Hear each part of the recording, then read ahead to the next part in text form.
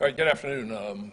As you know, I'm Bob Gualtieri, Pinellas County Sheriff, and we're here this afternoon to talk about the arrest of Robert Brian Thomas of Niles, Michigan, for a rape that occurred here in Pinellas County 21 years ago, and another rape that occurred in Venice, Florida, the same year in 1998. Also with me here today is Florida Department of Law Enforcement Tampa Special Agent in Charge, Mark Brunell, and FDLE Tampa Chief of Forensic Service, Donna Wallace. And I'm going to go through this. It is complicated. It does take a little while to go through it, but it's important to have an appreciation for what happened and to have the full picture and perspective of this. On October 9th, 1998, 21 years ago, deputies responded to a sexual battery call in Indian Rocks Beach. The rape occurred at the 12th Avenue Beach Access, a little bit west of Gulf Boulevard. The victim, back then in 1998, was a 20-year-old female who reported that she had been walking alone on Indian Rocks Beach when she was approached by an unknown naked male. This unknown naked male asked the victim for a cigarette, and the 20-year-old female attempted to run away. The naked male chased the woman down, caught her, and took her to the ground. He ordered her to keep her eyes closed and threatened her with a weapon. The naked male then vaginally raped the woman and forced her to perform oral sex on him. The suspect left DNA in the victim. The rapist forced the victim into the Gulf of Mexico and ordered her to clean herself before he fled the area. Detectives from the Pinellas County Sheriff's Office responded to that scene back in 1998, and a sexual assault victim exam, or SAVE exam, was conducted with DNA evidence of the rape obtained from the victim and her clothing. At that time in 1998, the Florida Department of Law Enforcement processed DNA submissions from the Pinellas County Sheriff's Office. Since that time today, we have our own DNA lab here in Pinellas County through the medical examiner's office. But we continue with this case for a variety of reasons using the FDLE lab. And as I said, that's where the original submission was made. The FDLE lab developed a DNA profile of the attacker. That DNA profile was uploaded into national, state, and local databases, but back then, no matches were found. So what that means is that the person who committed the rape had not had his known DNA collected at some point prior to the query, and it was not in the national, state, or local databases. DNA collection began in Florida in 1994, and the collection process has evolved with collection occurring more and more, meaning from more and more people ever since. DNA is collected at the jail when someone is arrested and or at the time of conviction in court. As of January 1st of 2019, under the evolving Florida statutes on the collection of DNA evidence, DNA is now collected anytime anyone is arrested on any felony charge and booked into the jail, as well as some misdemeanor charges, including stalking, voyeurism, and others. In May of 1999, so shortly after this case, FDLE matched the DNA from our case here in Indian Rocks Beach in Pinellas County with DNA taken from a victim of a rape in Venice, Florida. That rape in Venice also occurred in 1998. The circumstances of the Venice rape were different in that the victim was sleeping at a location where the suspect broke in and raped the victim. This began a 2-decade effort to identify the suspect. For the next 20 years, various detectives from the Pinellas County Sheriff's Office and the Venice Police Department worked to identify the suspect. In 1999, the Sanibel Police Department informed the Pinellas County Sheriff's Office that they had a recent rape in their city that may be related because the circumstances of the rapes were similar to the beach rape that occurred here in Pinellas. However, in that Sanibel case, there was no DNA evidence. Detectives also learned that the Sarasota County Sheriff's Office had a 1996 rape that may also have been related because of circumstances, but again, in the Sarasota Sheriff's Office case, there was no DNA. By comparing DNA and other evidence from the 4 rapes, Sanibel, Sarasota, Venice, Pinellas, detectives worked for several years to identify a suspect. In the course of that investigation over several years, detectives identified about 90 different people of interest, but through investigative work and DNA lab submissions, all 90-plus people were eliminated as suspects in the Pinellas and Venice rapes, the rapes for which we had DNA. During the course of the investigation, detectives also submitted DNA to the Florida Department of Law Enforcement to conduct what's called a familial search.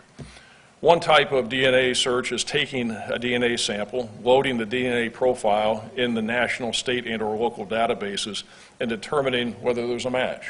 So that's taking an unknown, putting it in where you've got knowns, and seeing if you can match it up.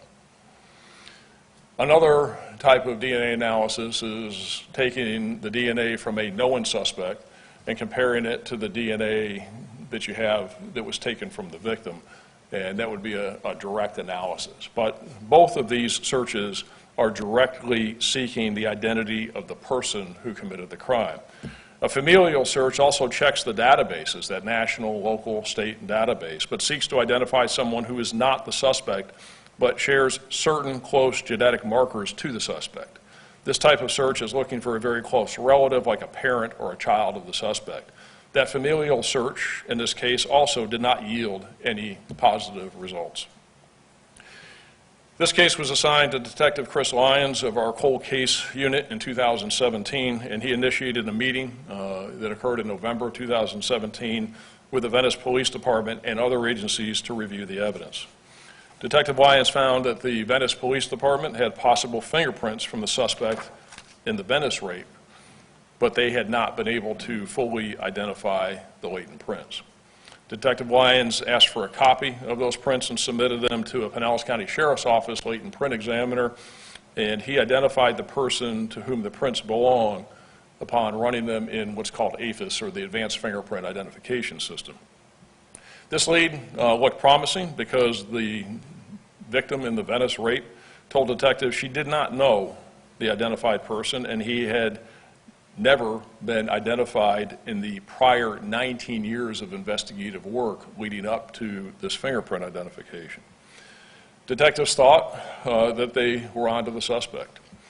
Despite having fingerprints for this person because of his prior arrests, they thought that we might have had DNA, but his DNA wasn't in the system because his arrest occurred prior to the time that DNA was being collected, as I outlined to you a few minutes ago about the evolution of DNA collection in Florida. So there was no mandatory DNA collection at the time he was arrested for the offenses that he was arrested for. Nonetheless, through some extensive investigative techniques that I'm not going to identify, we were able to obtain a search warrant from a judge to get that person's DNA.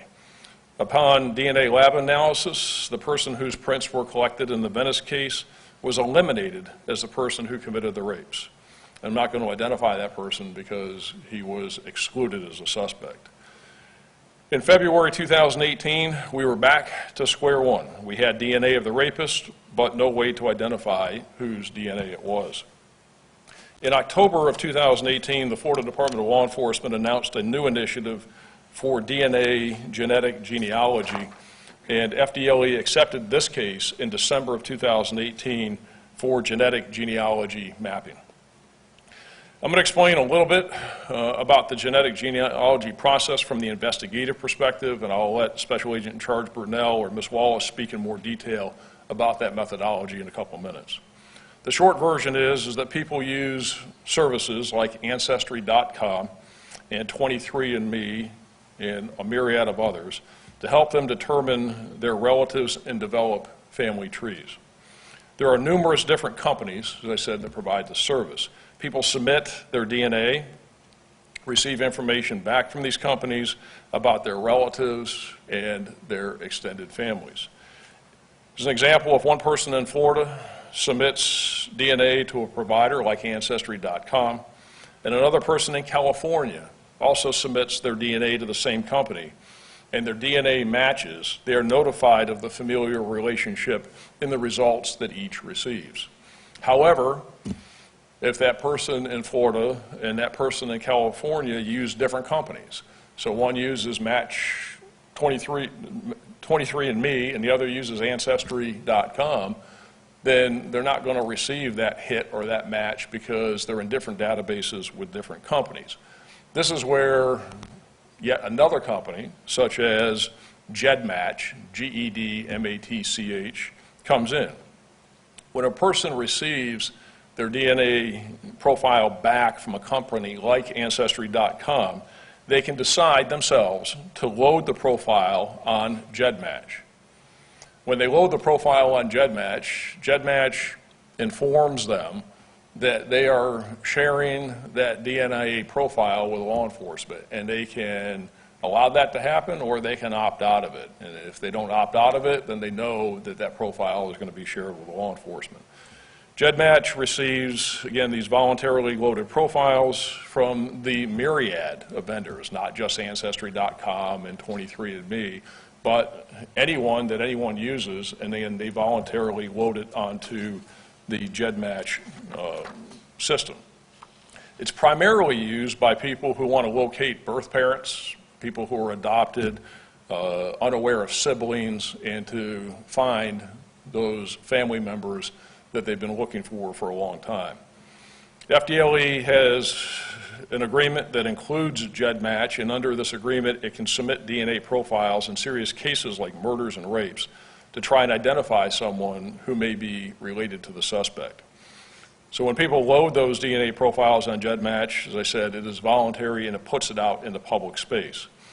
Genetic genealogy, when successful, allows investigators to work backward from the identified family member who loaded their DNA profile on GEDmatch to the suspect. There has to be some match at some level, no matter how remote, between the suspect's DNA and the DNA of the person who loaded their profile on GEDmatch. Once the scientific analysis is completed, then FDLE genetic genealogy mapping team goes to work to identify possible suspects. This is only the 5th successful case in Florida and the 4th arrest using genealogy mapping, and this is the 1st case in Pinellas County or within the 6th Judicial Circuit. As the process began in this case, detectives learned in March of 2019 from FDLE that the chances of a genetic genealogy match were 5 on the solvability scale. A 1 has the highest probability of solvability, and 5 is the least. So the initial information is that you got a slim chance of being successful. But despite this case having a 5 on the solvability scale, detectives and FDLE scientists persevered, and based on a distant match in the open source DNA database, they did obtain a match of a distant relative of the suspect in this case. Just to illustrate how daunting this effort was, what's called a centimorgan, or a cm, is a unit of DNA measurement. It determines how much DNA someone shares with another person. The higher the number, the closer the match. Everyone has 7,000 centimorgan from their mother and father. The match we received was 54.1. So it was very remote between the person who uploaded their DNA on this site and the suspect's DNA. What this meant was the person who loaded their DNA and the suspect shared an ancestor at the great-great-grandparent level, and it was estimated that the person who loaded their DNA and the rapist were somewhere around 4th cousins. Detectives identified the person who contributed the DNA profile to GEDmatch, and that person lives in Ocala.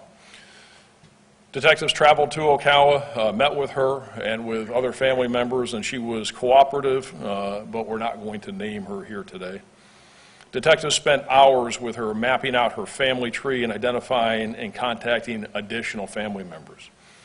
Now, at the same time, because of the diligent work that was ongoing, detectives also were continuing to go through the case file, continuing to look at evidence, continuing the work, is that they identified a possible suspect based upon a composite that the victim had provided in 1998. The suspect had a rape history from Massachusetts, and there was an outstanding warrant for that person, but the state of Massachusetts would not extradite the person on that rape charge. So they had a composite from 1998. They were able to identify a person by name as a possible suspect. He had a history of rape. He had a warrant for rape, but Massachusetts wouldn't extradite him. That person was also arrested at a time when DNA collection was not required, so we didn't have that person's DNA. Through various covert investigative techniques, we were able to obtain that person's DNA sample. Detectives also interviewed the person, and he denied committing the rape in the Pinellas case or the Venice case. DNA analysis, when it was submitted to FTLE, excluded that person as a suspect in the Venice case and the Pinellas case. However, based upon that submission, is that his DNA was tied to an unsolved rape in Palm Beach County.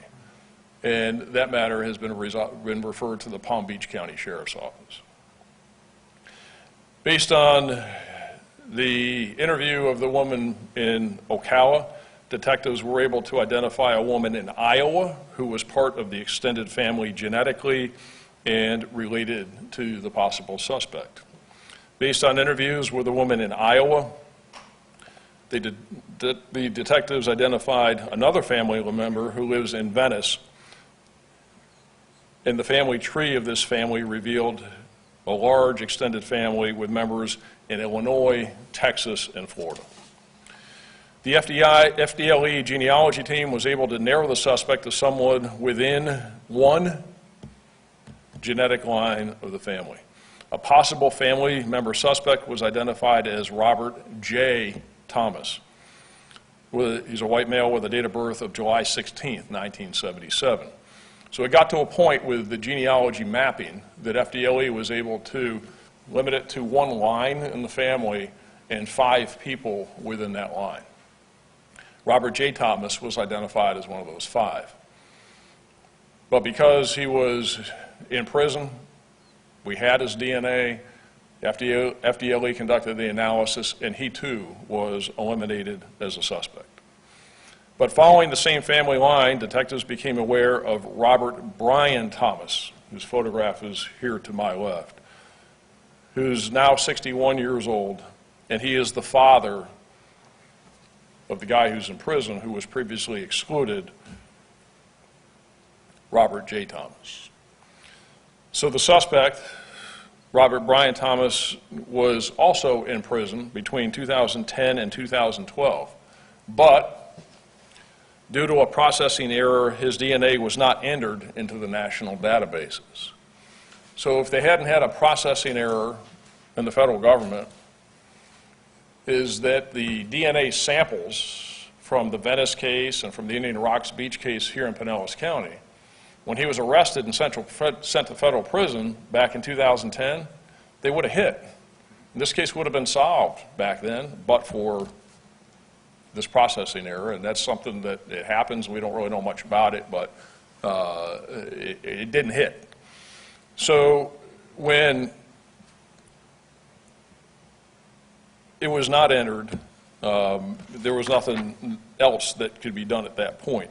But we know from historical records that Robert Brian Thomas lived in the Venice and Sarasota areas from 97 to 99 during the times of the Venice and Pinellas County rapes. Detectives learned that Robert Brian Thomas was currently now living in Niles, Michigan. Detectives were able to obtain a DNA sample from Thomas in Michigan in early December of 2019. On December 10th of 2019, FDLE DNA analysis confirmed that Robert Brian Thomas' DNA is a match to the DNA taken from the victims in the Pinellas County 1998 and Venice rape cases. Detectives obtained arrest warrants for Thomas in both cases and traveled to Michigan last Thursday, where they arrested Robert Brian Thomas on armed sexual battery from the 21-year-old case here in Pinellas and from the rape in Venice also in 1998. Our detectives have been in close contact with the victim from the rape case here in Pinellas, and of course this brings much deserved justice for her. She is greatly relieved that the person who committed this horrible act and violated her as a 20-year-old young woman is now in jail.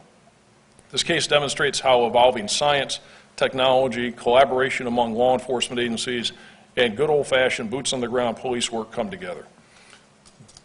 The great follow-up and perseverance by detectives of our cold case unit demonstrates the commitment by the Pinellas County Sheriff's Office to thoroughly investigating serious crimes such as rape and persevering even after 21 years to ensure the bad guy is caught and that he is held responsible for these serious bad acts. I want to thank the members of the Venice Police Department for their hard work and partnership to solve these terrible crimes. And I also want to thank the Florida Department of Law Enforcement and its lab team for the great work it did in providing the science that allowed us to put a true bad guy, one who raped at least 2 women, in jail.